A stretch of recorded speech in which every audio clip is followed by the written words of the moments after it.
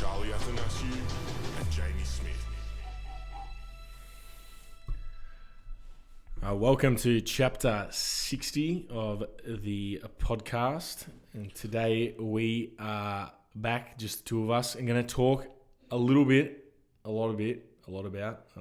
BPS model, biopsychosocial model, something that influences us heavily here at Strength Culture and influences our thought processes and how we think about situations when it comes to just life and even training people, our job, and some beliefs. Determinism is back on the discussion. Belief systems, what we believe, how it changes things. I saw a really funny thing that I just touched. You know Jamie that works for Joe Rogan? Yeah, Jamie, pull that up. I got to send it to you after. Lukey sent it to me. It's a guy taking the piss out of it. It's funny, hilarious. I don't know. I just thought of that because we're on the podcast, but anyway. He makes 30 mil a year off his podcast. Yeah, I know. That's why he's got a flotation tank in his basement. 30 mil a year for talking to people. I don't think... that is... And not just talking to people. Yeah, but ultimately, that's all it is. He's talking to interesting people. It's not even the big names. It's the random guys, like the one that I listened to about the narco journalist that is from England. I went to Mexico. Yeah, Iwan Grillo. That guy, the guy that swam around, Ross Edgley, the one that swam around the UK. Like those guys that he talks to, that they're not really that famous. They're not, because he obviously gets like, who's he had on the Jamie Foxx and stuff. Yeah, he had Kevin Hart and stuff. Yeah, he's had real famous people. But it's those random people that are like, they're just cool people. Because they're just like, I feel like they're just normal dudes like us. Well, ultimately, that's everybody. Everybody is just a normal dude. They've just gone and done something crazy. They've done something crazy, but they're also got a personality that can magnify it to a point where it's digestible and like they're just interesting people. Really, that's all it is. It's the fact that they're famous has nothing to do with the success of the podcast. It's just he has interesting people. Well, obviously, with a reach like that, though, you can get the most interesting people in the world on there. But people never really change. You become famous, but you're still the same person. Yeah. There's a really cool... Watching the Kevin Hart documentary shifted the way... And again, we'll talk about this today in terms of like upbringing and stuff. But Kevin Hart talks about how much the poor relationship with his father when he was like growing up, and his dad had like 9 kids to 7 women or something, and he tried to run away from his mother at one point and ran to his dad's house and was like, "Dad, what the fuck's going on here?" He's like, "There's bip bop chicka digga," like all the names of the kids. It's a really cool documentary, and I just really like Kevin Hart because of the way he frames things, and he's obviously very funny. But listening to how he was brought up and the situations that he was in, and a lot of people would have similar situations, but because it's framed within Kevin Hart's mind and he can put the comedic side of it, it's just a really... But yeah, it's on Netflix. It's a show on Netflix. It's like a 4-part documentary about him when he made all so he made gay jokes on Twitter when he was... it was like 2009, like before the whole fucking thing blew up. Social justice warrior. Yeah, before the thing blew up. And then he got asked to host the Oscars. And then social justice came out of nowhere and would like, look at these tweets from Kevin Hart, 8 years ago, this, that, blah, blah, blah, blah, blah. And he wouldn't apologize. He's like, "I've openly said this multiple times. I am not the person I was back then. I've changed. I'm in different situations." And he never apologized. And the Oscars eventually were like, "If you don't apologize, like we're not taking you as the host." He stood for what he believed. He's like, "Well, I don't want to host your thing then. So I'm bad luck." So he didn't do it. He would have been like the first, he's like the 5th black American to... What did he say? What was the tweets? It was like, if my child comes home, if my son comes home wanting to date men, I'd smash his dollhouse or something. I don't know. So, like just something. But it's just like, it was just, but I don't even know how the fuck we got onto Kevin Hart, but I don't know. Listen to the documentary is cool because it does talk about how he was shaped as a result of his dad bringing him up. That's what it was. And how until he was aware of all those things, and then he was like, all right, well, I actually need to change this. And now everything he does is, and the reason he works so hard is because he needs to change the name of the heart and also to provide for his kids like his dad never provided for him. to be what he never received. Yeah, but it's even funny, like his dad's got like he can't breathe, like he's smoked weed and and cigarettes for so long, like he can't breathe. No, but he needs like this machine, and the machine costs like $5,000, and he's like all timid. He's like going up to Kevin. He's like, "Hey, like I want to get this thing." And Kevin's like, "You need $5,000? I'll give you 20." Just fucking. It's just it's a funny. He's so like, he's still, he's still got a relationship. Well, he brought his dad back into his life because he wanted his kids to realize, like, whatever. And his dad still acts like a hard like nut, but obviously like, yeah. It's a really. I really enjoyed it, and you'll laugh through it because it's Kevin Hart. What's it called? It's just on. I'm sure. It's just literally on Netflix. Kevin Hart. It's 4 parts. They're about an hour long. Crazy. The other thing on Netflix is The Pharmacist. Have you watched that? Nah, but someone... Wilco got me on it. Wilco watches everything. Yeah. He listens to Andrew Locke's podcast. He wakes up at 4 a.m. Wilco. every day. He's like, "Do you listen to he called it?" And I'm like, what's that? It's Andrew Locke's podcast. I'm like, how do you listen to... You like... I struggle to get through one podcast a week. And he's banging through content. No, he gets up at like 4 a.m, man. He just doesn't sleep. He's one of those people who just doesn't sleep. Okay. Because he'll be like, "Oh, it was Sunday morning," and he's like, "I did this." And I'm like, "What time is it?" He's like, "Oh, 3:40." I'm like, "What?" 3:40 a.m. He'd be like something stupid. So he went to play golf down the peninsula, and he got weather warninged off. And he's like, "Yes, I was back home at 8:30." And I'm like, "You drove all the way to the peninsula, got to the golf course, got weathered off, and got home, and it was like 8:30 in the morning." It's crazy. Well, last Wednesday, I was on Rye Pier at 6:45 a.m. fishing. Yeah, you can do it. No, you can do it. We were up at 5:30. You can do a lot. And I was home by 11 a.m. Yeah, crazy. Use your days off. That's it. No, interesting. The Pharmacist is also a really cool. It's about the opioid epidemic in America and what drove it to sort of the height that it's at. Yeah. And the company that created OxyContin, and they're literally just white collar drug dealers. White collar drug dealers hiding behind medicine, but really they were just selling addiction. They knew it. Everyone knew it. They were giving 30-day prescriptions. It's not even that, man. They were giving. So it filtered through the sales reps, which think about like just your local level dealers, and they would target doctors in communities that had like low socioeconomic things, and so that they knew that those people would be more likely to want pain relief, and they talk about one particular doctor, but there's like hotspots of certain doctors in different states where they literally... So one doctor, they use Louisiana for the whole documentary, but one doctor was funneling OxyContin into a radius of like 75 kilometers. So anybody within a 75 kilometer, like pharmacies within a 75 kilometer radius of that OxyContin doctor was like pumping prescriptions. He was like, the pharmacist they talk about is like, of 100% of the OxyContin prescriptions coming through our gate, 99% of them were from the one doctor. Was he getting kickbacks? So the doctor would have a $250 like to come in and watch, like to come in and speak to the person. It was only paid by cash, and the doctor saw 78 people per day, an average of 78. There were other doctors on there, like a big caseload is like 15 in a day, and you're fucked. Like this person was obviously just pumping, like just someone come in, 78 people a day, just writing OxyContin. They were literally just, it's proper drug dealing. It's white collar drug dealing. Yeah. So it's a really, that also is a pharmacist. Yeah. So we're 10 minutes in here and we're not even close to the topic. We'll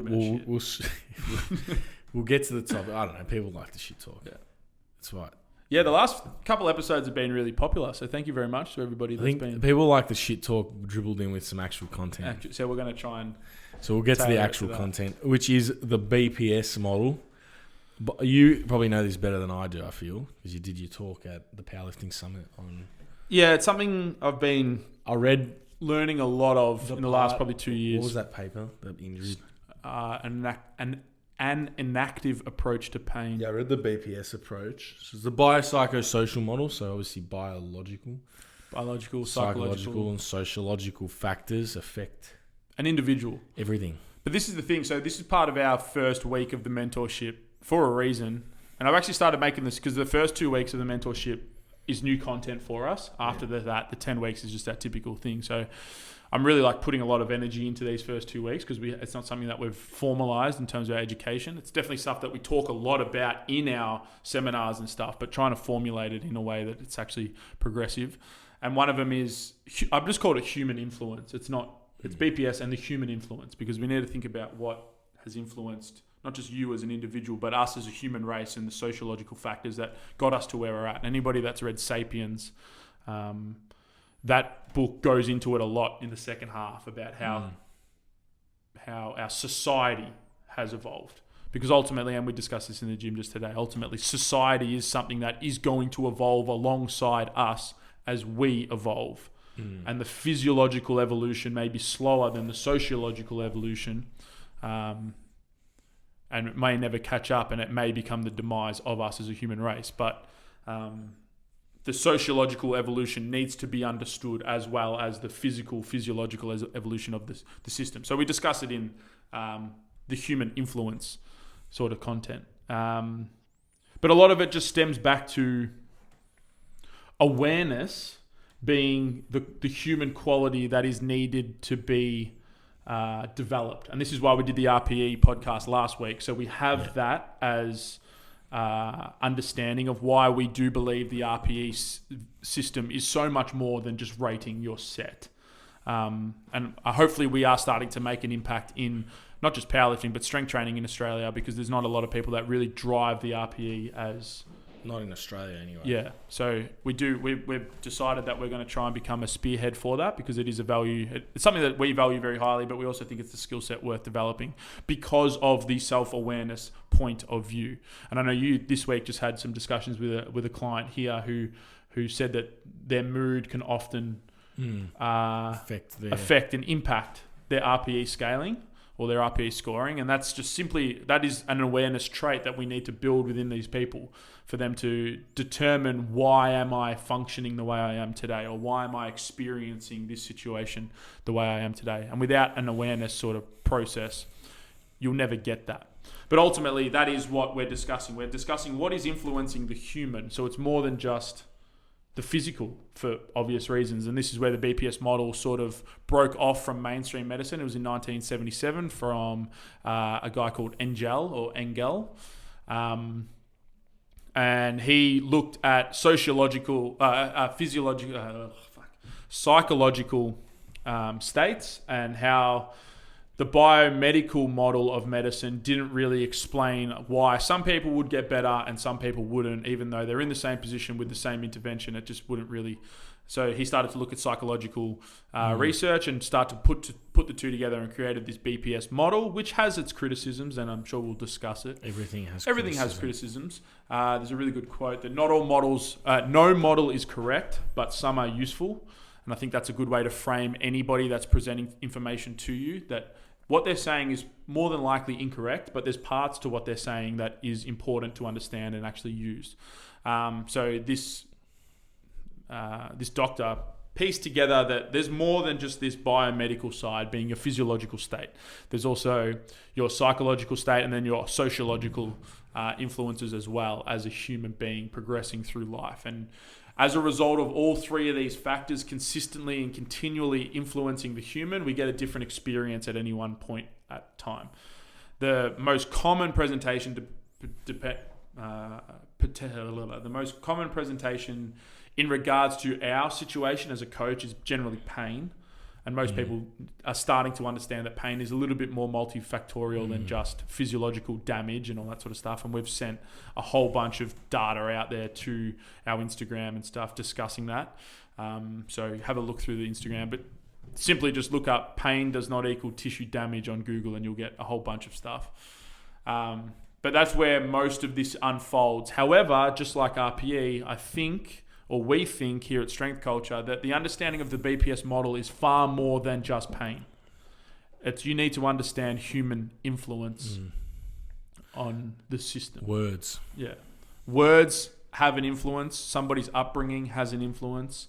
And the biggest criticism of the BPS model, and that's what an active approach to pain is, there's probably two main criticisms of it, but the biggest one is that because it's seen as a Venn diagram, so a Venn diagram being like three sort of overlapping circles. Some of them is isolative, some of it is crossing, and then all three of them, like an ikigai in the middle, are all crossing together. The biggest criticism is that it looks, and it's very easy to try to dichotomize or trichotomize the three individual factors. And when somebody doesn't have physical pain, as in tissue damage, they get a scan on their hip and there's no MRI findings of labral tear, FAI case, like an acetabular or femoral head impingement, cam or pincer or anything like that. If there's none of that on the scan, then all of a sudden this pain becomes a psychological factor. But it's like, well, is our equipment accurate enough to actually determine whether or not there is a structural damage? We don't know. Could it be a referral pain from something else? We don't know, that we didn't scan. There's always a whole bunch of factors. It's all not just the single one out of the three. There's all three. Always, constantly. So the way that we educate on it is, if you have three discs, like a... So if you had three coloured discs and they were all overlapping, obviously the colours of the individual ones overlapping would be slightly different. So if you had a yellow and a blue one, that crossover would be green. What we need to think about as the BPS model is that all three discs are 100% covered the entire time, and just certain layers within the disc will be projecting more or less light depending on the situation.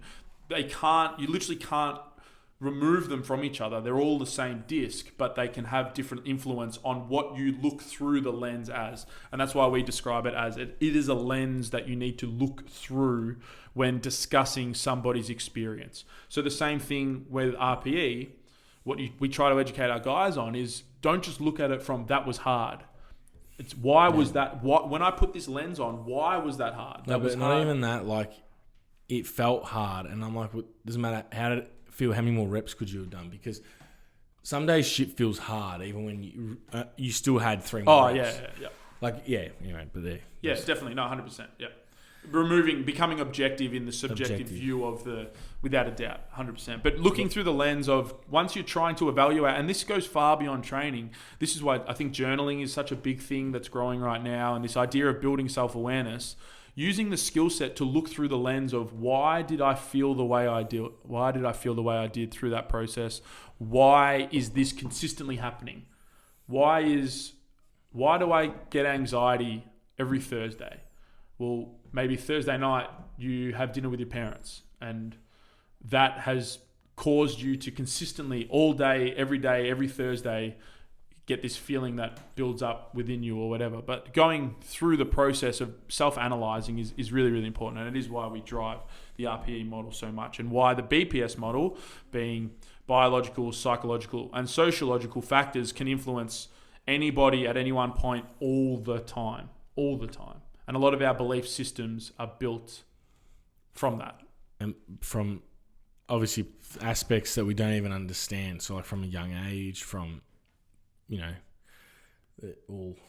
Yeah, 100%. Your upbringing, your childhood upbringing, and the influence from your parents, and those initial developmental years, I think, is a big part of it. And as a coach, some of our ability to change those beliefs and conditioning is not. I realise is not actually probably that easy, and our ability to change people is not. Yeah, we don't have that much influence sometimes. Yeah. And we talk about it as deflecting, and this is something I joke about with Laura, my girlfriend, all the time. But somebody's on a path, somebody's on a tangent. They're on a straight direction, going somewhere, wherever the fuck their life choices have got them. But you got to think about what you're trying. So, like, somebody who doesn't want to track their calories, like you. It might be a slow process, and it might be the 100th time you've told them, hey, if you just track your protein, like, we might have an understanding of where we're at. But it takes a bit of time to get that deflection to occur. So think about it as like a deflecting somebody on their line. Like, you can offer something, but don't expect that they're just going to, and this is where expectation comes into it, education and environment. These are the 3 pillars that we discuss constantly in terms of any sort of success in any behavioral change. But you're deflecting people with that behavioral change. Well, that's what you've got to try and think about. And eventually, if you're doing a good job and there's enough information coming in, there's enough education to persuade them, eventually they'll change. They will change. They will. Some people are very resistant though, and maybe you'll never be able to, but yeah. Yeah, I've got no idea with people because the thing is, you look at it from your perspective, and this is what I was talking about with Jamie B. Is that you got to stop trying to understand it from our perspective because we all have similar ways of thinking. But in their mind, something completely different is happening. Yeah, completely different. But yeah, well, let's talk a little bit, a bit more of a case study of like an example of how pain or a painful experience in the gym is affected with BPS, the BPS model. Well, I think lower back pain is probably the easiest. Yeah, let's go lower back pain because that's a good one because I still get people that tell me, oh, I'm going to hurt my back deadlifting. So that's been well ingrained into their beliefs that you will hurt your back doing deadlifts. And there are people who don't even train, but that's just what society has picked up along the way. Our society has picked up this idea that back pain is debilitating and going to destroy someone's life if they experience back pain once. And this is the stuff and it's even present when people do lifts and they turn to me and they go, oh, I felt my back in that. And I'm like, yeah, did you feel anything else? They're like, oh yeah, I felt my legs, my quads. Yeah. I'm like, yeah. So why are you hyper aware of your back? Like it's so that would be a sociological, environmental, psychological, and not so much biological. Well, it still is. There is always a biomechanical thing there. Has the person experienced back pain in the past? Was it debilitating to them in their life and all that sort of stuff? And this is what Jared Powell, when he came and did his shoulder thing, and he discussed this, probably the best that I've ever seen it presented, and probably why he's a PhD student and probably why he's got a big following. But he talked about it in terms of the shoulder, and he said, well, let's look at what the shoulder is to people. Literally, your shoulder is life. If you have a sore shoulder to the point where you can't drive your car, to the point where you can't put a seatbelt on, to a point you can't, like it's literally life. So the shoulder is quite a debilitating, any pain or injury to the shoulder could have a big evolutionary impact or an impact from an evolutionary standpoint to being us as a human function. And I thought that was a really cool way to frame it. So let's look at that in terms of lower back. Like the lower back can be quite debilitating. If you've got bad back pain, you can't sleep. Your sleep then changes. Your mood changes as a result of poor sleep. We know all the study about sleep affecting caloric choices. All of a sudden you start eating shitty foods. All of a sudden you start feeling bad because you're putting junk through your system and all this sort of stuff. Trickle. Like that is one factor for why lower back pain may be perceived as debilitating because of sleep. Also, it's going to affect more than likely upper body function and lower body function. It's somewhere in the middle. It's in the core, quote unquote core, whatever the fuck that is. But it's in the middle there, so it has potential to affect everything. And also, you're probably going to feel it throughout everything in life. So the lower back can be quite debilitating. However, when you look at the studies and look at the prevalence of lower back pain, it's like 95% of people will feel lower back pain at some point in their life. So is it really that debilitating? There's not 95% of us walking around with debilitating lower back pain. Right. Like lower back pain, it's very prevalent. There's going to be a high incidence of it. It's going to be very, very common amongst particularly lifting populations where we're putting a lot of load and forces through our body in bent over positions. Yeah. Like it's going to be something that's constantly there. But having this belief that you feel lower back pain once and all of a sudden my life is going to run down this spiral of a negative loop is like, well, does that really happen? Not really. So then all of a sudden we need to look at what is this experience and why are you feeling these things that you're feeling? It's never happened in here. To the point what? Like the lower back thing. Yeah, we've had a few. We've had one proper back disc injury bulge, which took about 9 months to get to rehab. a point. Yeah, which is a typical time point for that injury. But of 4 years here at a powerlifting gym where we do what would be perceived as heavy deadlifts. But I feel my lower back in every session. Every session, my squats a lot. I feel it it's a muscle. Yeah, it's a joint. For me, it's the sensation of my erectors. Like it's a muscle. It's the same as I feel my quads or my glutes. But yeah, we never really hyper aware of our quads. Yeah. So using so somebody who is experiencing lower back pain, and you've gone through the necessary processes, you've gone and identified, got a professional on board. We use Dan Gadisi here, and we recommend that anybody that likes lifting see Dan Gadisi because he understands this stuff way better than any of us ever will, and he's deflected us to better understand it from his awareness. And he came from a very biomechanical approach too. If we move better in this way, that will help with that. But then he started to realize that there's a lot more to pain and injuries than just that biomechanical approach. Yeah, and then you get into this world of education, and this is something that the barbell medicine guys do really, really well, and we're keen to have them here as well in May, I believe, so get your tickets to that if you can. But this idea of you can literally educate and talk people out of pain, because pain is not this physical manifestation of something physiological. Not always, sometimes it can be. Nociception is a real thing, and it can definitely be a trigger point for pain, nociception, sorry. But there's far more to it than just the physical. There's this heavy sociological factor of lower back pain is highly prevalent. A lot of people feel it. A lot of people may have had bad cases of it, so they warn people, I've had back pain, so I'm going to tell you not to do deadlifts because you're going to get back pain. I don't want you to get back pain. So then all of a sudden we get into this sociological spiral of nobody wants to experience back pain because it affected somebody in a negative way. Where it's just like, well, I've had back pain 100 times and I'm walking around fine. I'm all good. So we need to look at it from every single factor all at once. So what has your previous training been like? How's the ramp up in volume been? It's where I saw the diagram that was like you had your PT or coach here, your physio here, and then it was like in the middle we need a psychologist. To like bridge the gap, because Dan Gadisi says that the managed loads, managed minds is his job.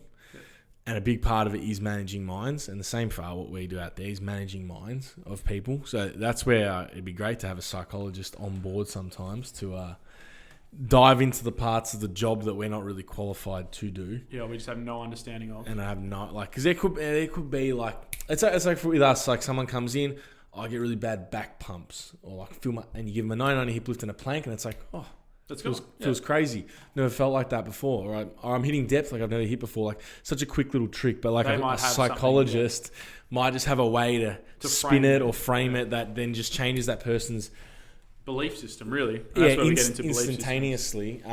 That's obviously where beliefs. Beliefs. Yeah. So beliefs obviously would have been ingrained by us by everything. Everyone. This is where determinism comes into it.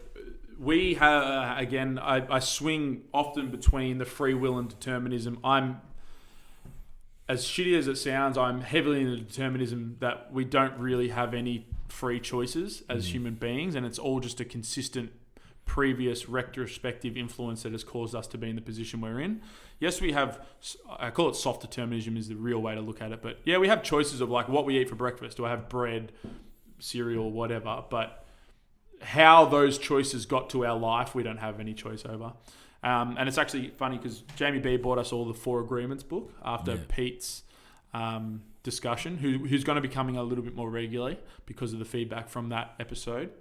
But in the 4 Agreements book talks about domestication of human beings from it's literally a sociological domestication, and he uses religion in that process, but discussing it. But like a child is born. The child has no concept of religion until people who are previous to the child start to discuss religion. Because I actually used to say that to one of the teachers at high school when I was, before I knew a lot of it. I used to say to her in year 12, I was like, yeah, but if you were born in another country, or let's say you were adopted as a child and grew up in Turkey, you wouldn't be Catholic. And you would have no idea who Jesus Christ was, or you wouldn't even know the story. Yeah, I was like, you'd be completely different. So I was like, and we used to, and I think we used to do it as we were smart asses, but it's true. Now that I'm old and I've learned a lot about social conditioning, upbringing, beliefs, all this stuff, that is who brings you up. Your parents and especially the critical period, 0 to 7 is when our brains are just open to everything, and that's when we learn our first language. And it's also why it's a lot easier to teach skills at that age, and then them being ingrained for, and that's also when like accents are. Oh, really? Yeah, accents, all that stuff. It's like, that's the sponge. You're open. But yeah, like if you were brought up in a different country, you'd have a different completely different. It's a Yeah. whole nature versus nurture thing. Yeah, like It's it's like, are you born? It's the otter. The yeah, well, that's beaver. that's another thing. Like, so Richard beaver. Dawkins, I don't know, I tried to find it before the podcast, but Richard Dawkins has a debate with somebody discussing a gene and gene. You sort of mean. Yeah. So, but like gene evolution would literally just be we pass our genes on through physical DNA to our kids, and then the kids obviously adopt. There's some sort of maladaptation within the gene processing, and maladaptation is either progression of the species or regression of the species, and eventually the stronger species. And that's sort of how we got to the point now with a whole bunch of different animals. Like, we're all just mutations from the same point of some sort of bacteria in terms of like an evolutionary standpoint. And you multiply that process by millions and millions and millions of years, and you get a human and you get a fucking duck. You can go even further back than that. Yeah. It's back to like matter. Yeah. You literally get to bacteria. We all came from bacteria. Yeah, but even the right? creation of atoms in Yeah. the first stars, and then the stars exploded, atoms, more atoms, Yeah. and then you get different matter Forming. which is then earth, and then water, and then blah, blah, blah, and the right distance Yeah. from the sun. So all those processes leading to this point. Which is kind of crazy. And I saw a good quote from Aubrey Marcus, through Aubrey Marcus from Alan Watts, being that I said it down there on the gym floor, but a human being is literally just the universe experiencing itself and having the awareness to experience itself. There's a point where you as the observer can observe the universe. Yeah. But you are the universe. Yeah, so the consciousness of the universe is literally us, which is kind of crazy when you think about it, and that's a deep. And that's when that's where the thing with the ego is what separates us, because then you have given yourself this identity that you're separate from everything else, But you're not. when really you are connected to everything and everyone. And that's the whole dissipation of the ego, dissolution of the ego, and that's where the whole like spiritual enlightenment thing and what we spoke about with Pete. Did we speak about the Buddha forgiving his daughter's rapist? No. No? Like, so he was like, basically, and Aubrey Marx actually spoke about it. That's where I got it from. And then I spoke about it with Pete. And Pete said because Buddha would be able to see like the rapist within himself, because the human condition or the universal condition can exist as all things. And even though that's an atrocious act, if you reach that level of awareness, you can understand that has a potential to happen. And so therefore he could forgive that person. Yeah. But this is where your belief. And I'm pretty sure like Jesus forgave Judas as well. Yeah, I'm like sure there'll be stories in every, because that's all religion really And so, is. yeah, It's when a you- passed down story that has been mutated itself to a point where we get slightly different religions within the same process of Because religion. I couldn't understand, like Jordan Peterson used to, a few years ago when I was reading 12 Rules for Life, he was using biblical narrative to convey. But I started to realize that whether you believe in religion or not, the biblical narrative has quite powerful messages to portray. And that's where the whole, maybe people just came up with these stories to portray these messages, because it's an easy way to tell a message or a story. So Sam Harris has a good debate with somebody on that, and whether or not the Bible still has utility. And Sam Harris is like, the stories are there, but he believes that they are innate, being they should be like a genome-based thing that humans eventually would just understand not to kill people or not to steal things and all that sort of stuff. Yeah. Where the other guy was like, it might actually be with Peterson. I still believe that the narrative of a religious book or whatever it be needs to be there, because it's like a fail-safe of like, these are the qualities that us as a society agree upon, and you coming into the society needs to abide by these things. So it's just an interesting debate. But the idea that there are physical traits passed through our genome, being a gene, and then there are these sociological traits passed through a genome, quote unquote, but it's a meme.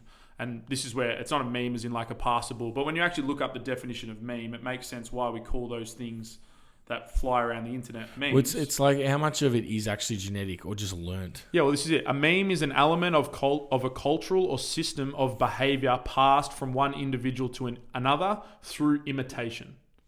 So of a non-genetic meme. So a religion is a meme. It's passed through the generations of our human being, and it's imitated by all of us. We see the factors that are religious or the qualities that are driven through religious books, and then we imitate those and we don't kill It's people. even little things like shaking hands. Yeah. Like in some cultures, they don't shake hands, but we shake it. Like that's a very...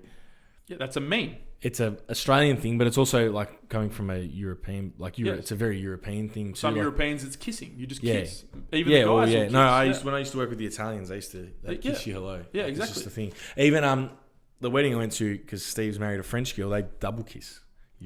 Crazy. French. Exactly. So there's all We don't these... do the double kiss, but that's... So that's a really easy one, a really easy belief system to understand. But then when you think about low back pain is a belief system that has been passed through the generations to the point now where we're like, you get low back pain, it's debilitating, You're blah, done. blah, blah. And then all of a sudden it creates this hypersensitivity around the lower back, and now we sit through the lens of lower back pain. But even I have, and this is where we came up with the whole... We did the fasting, because the belief that we need to eat every so often, every 2-3 hours, that's a belief. We don't need to eat. Yeah. We can go 40 days without eating. And that's where Greg Lehman was like, we overreact, because it's better to overreact than underreact for survival purposes. But that's why we both fasted. People were like, why'd you do it? I'm like, challenge my beliefs. I went 35 hours and I could have kept going, but I had to train. So I chose to not. Yeah. You went about 40. I went about 45. But I'd love to go 3 days. I could, without a doubt, I could comfortably do 3 days.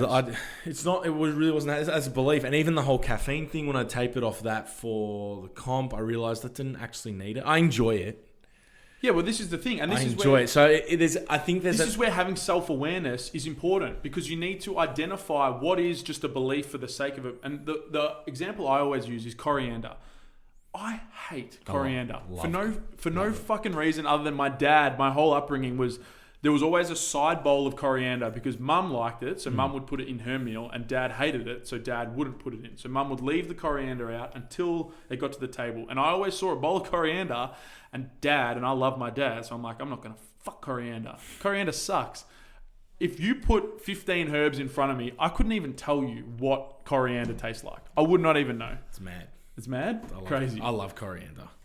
But yeah, people say, oh yeah, no. If it's on a meal, I'll be like, yeah, no coriander. I literally don't even know what it tastes like. It's mad. It's very good in like Thai food. So I love like coriander, chili, lime, like those sort of infusion of flavors. Yeah. Crazy. Very good. Crazy. But what was I say? Yeah. So then the caffeine one, there was also the eating belief, the sleep belief as well.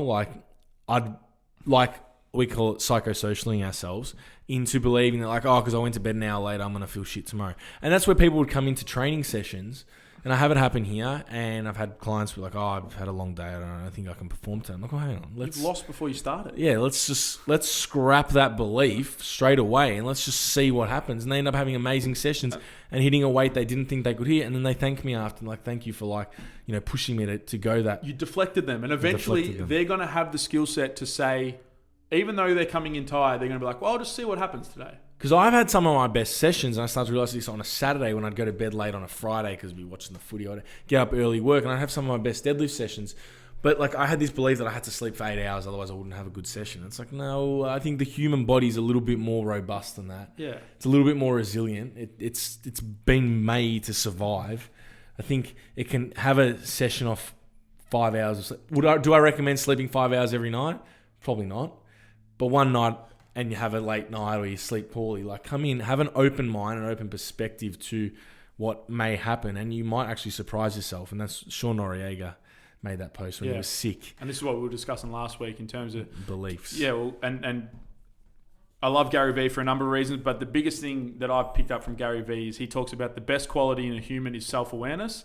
And I am 100% drinking that Kool-Aid, because if you have no idea of why you react and behave and do the things you do, if you don't ever have an introspective view of that process, learning to be introspective in why you are reacting and behaving in the way you are is of obscene amounts of value to your progression in every form of your life. And this is why meditation is so important. This is why we love the Sam Harris app, because he teaches you this quality throughout it, and understanding that when you have an emotion enter your brain, realize that you can detach from the emotion, and eventually the emotion just changes or it goes away or whatever happens. You start to observe what is occurring within your entire... Yeah, Jeff Foster talks about them as waves. They're just waves in the ocean, but the waves is still part of you. But like underneath those waves is fucking just. It's just normal. It's just normal. So you gotta just let the waves go by. Yeah. But you gotta it's a trained skill, like anything. It's like you want to do deadlifts. You've never done them before. You got to train. You got to start. You got to start with a dead bug. Same with meditating. Same with the guitar. Yeah. My guitar's getting good though. Fucking getting good. We need another. I'm at the point where it's starting to like. Can you sing us a song on here soon? What? You play a song? Yeah. Sing a song. Can you musically note us a song? Yeah. I'll get the Get careless the whisper happening. But it's getting to a point where like I think because I've been doing it for 6 months now, I'm starting to build that dexterity. So when I sit down to learn a new song. I guess I was learning Highway to Hell. It's a lot easier. I can pick it up a lot quicker because my fingers you just... can actually make some... And I think it's similar to like training. It's like when you teach people to do an RDL and a hip thrust, well then teaching other qualities is a lot easier because they've sort of got that hip control. Might take them a session or two. They've got some of the base levels. Yeah. So I think I'm starting to I can move through some scales a lot quicker. I can pluck in between strings. Bring it in, mate. It's crazy. Bring it in. It's enjoyable now. But let's leave on this point. What are some things that people can do to build self-awareness and understand these ideas better? I think without a doubt, meditation would be the biggest one that both of us probably believe in. I don't know if yeah, well, that's one. Start doing some form every day, and consistency, like anything, it only works if you're consistent with it. Brushing your teeth only works if you do it every day, twice a day. It doesn't work if you do 2 hours at the end of the week. Same as meditating, like do 10 minutes a day, 5-10 minutes a day consistently. Journaling is the other one too. But also, I know Eckhart Tolle talks about this, just becoming noticed. If you see repeated thought patterns appearing, just become aware of them. So even just conversations with people. So Charlie and I obviously have a lot of them, and the team here in general definitely do. And some select clients who spend a lot of time here. We often pick each other up and like, hey, you're acting in this way because of this consistent thing. So maybe speaking to your... Yeah, finding people that are on a similar mindset or a similar path and want to... a similar mindset to be able to have those sort of open conversations without judgment. Utilising the RPE system. I know personally I freeze up when there's people around that aren't on that ability to, because there's straight away there's a judgment or there's a... And that's fine, that's their level of awareness, but for me, I just don't feel comfortable having those conversations with those people, so I'm very select with who I speak to that stuff about. But building that trust in a person to be able to have those conversations is going to help a lot. And just learn and keep learning. Yeah, and I think using RPE in training needs to be at some point. Use RPE because it's a very objective. It is probably the most objective style of awareness training because you literally have numbers in front of you constantly that you're trying to pick. But you have to be self-critical. You have to be, and you have to be somewhat. There's logical. obviously going to be people that are not suited to it, and they'll probably need to see a psychologist, someone who can help them. Because again, that is not our job. Yeah. It's like we can help, guide, deflect, but it's again ultimately like it's just not our job. So like we can't. Yeah. So also being very careful. Another thing, that's the last thing. Being very careful how you word things to people. So if someone does have an injury or a specific spot that is sensitive when they do, let's say for me it's someone the other day their elbow's hurting benching. I don't ask, how's your elbow feeling? I just ask, how's your bench feeling? If the elbow is an issue, they will tell me straight away. But if I say to them, how's your elbow feeling? I might influence their decision-making or their response, and then they start talking about their elbow and actually makes them a bit more aware of their elbow. So I just go, how's your bench feeling? How's your bench feeling the last week? Straight away. If their elbow is an issue, they will tell me. They'll tell you. Straight away. But if it's not, then I know straight away they're good. Yeah. But if I go to, and I know, because you can sort of pick the individuals, if I say, how's your elbow, then might...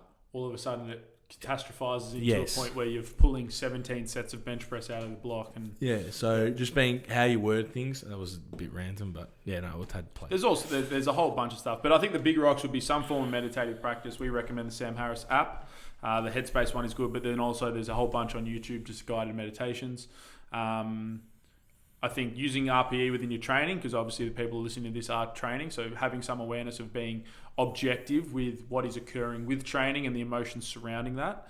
And then finding people in your life that are obviously, and we are a whole group of them here at Melbourne Strength Culture. So if you're in the area and you want to come down and join and be part of this conversation, funny that because I put a post up today, and if everybody wants to read it, it's the one with LeBron James's face doing some dumb shit with tacos for no other reason. That was working. But I've had 3 of our current members message me and just say, hey, that actually resonated with me really well. Well, Jamie B, that was him. He said to Nikita, his girlfriend, he goes, I saw the boys were doing some cool shit, so I went and became a member there, and then somehow got a job there. And now his group of friends is completely different. He's part of our ecosystem, and we are constantly influencing the people that are around. So finding little places like, I know we're biased here, but Melbourne Strength Culture, and there'll be all sorts of little things, like even just a group of friends that you can get together. We do like book things where there's a thing called Meet Up, yeah, and I have a friend, I don't know, Adam Raschuti. Did you ever meet him? He was at Subculture that year. Anyway, you would have met him at some stage, but anyway, I would have met him. He's very into this shit. You know, he loves talking about ideas, philosophy, and he goes, there's this thing called Meetup, and he's worked in marketing for 10 years now. He's gone to become a chippy, but he goes, how are you advertising your seminars? And he told me about this thing called Meetup, and he's like, just create a random group, Powerlifting Victoria, and start advertising it through there, because people look on this thing Meetup, and he did it for philosophy. And he goes, I just went down to some club, like it was an RSL, met up with these like dozen guys that are all like got PhDs in philosophy. He goes, I was way out of my depth, but I was just listening to them. And he goes, it was so because like they're out there. There's groups I didn't know there. there was this thing called Meetup, and he goes, you can literally find anything. He's like, you'll find a fishing one or a guitar one, or crazy. like. We'll have to So look into it. he was telling me, because he was like, trust me, he goes, coming from I've worked in marketing for 10 years. He goes, get a group on that thing. And he's like, and advertise your seminars on there. I don't know. So I forgot to tell you that. But anyway, it came up. Well, that's it. Yeah. Find the biggest way to change your life is to change the people that you surround yourself with. So find people that epigenetics. Yeah, find people that are humming to your vibration or whatever it is. Or change your vibration and they'll come to you. Yeah. Which is just vibrate. That's it. Vibrations. So that's why we like the BPS model, and that's why we like RPE training. Next week, I think we might have Pete back on. Pete is coming back on. Yeah, next week. He wants to talk about some deep shit. Yeah. I'll let him go. Yeah. I'll let him spread his wings. Yeah, crazy. So I've got some homework before that podcast. Yeah. He's given me a self-compassion book, and he's like, start reading it before. So I'm going to finish 4 Agreements, start reading that before the podcast. Crazy. All right. Also, seminar tickets in Sydney. We've moved to City Strength, and the mentorship applications are closing on March 13th. So if you want to get in, that is your last day to get in. That's all from me. Done. Ciao. Ciao. Arrivederci.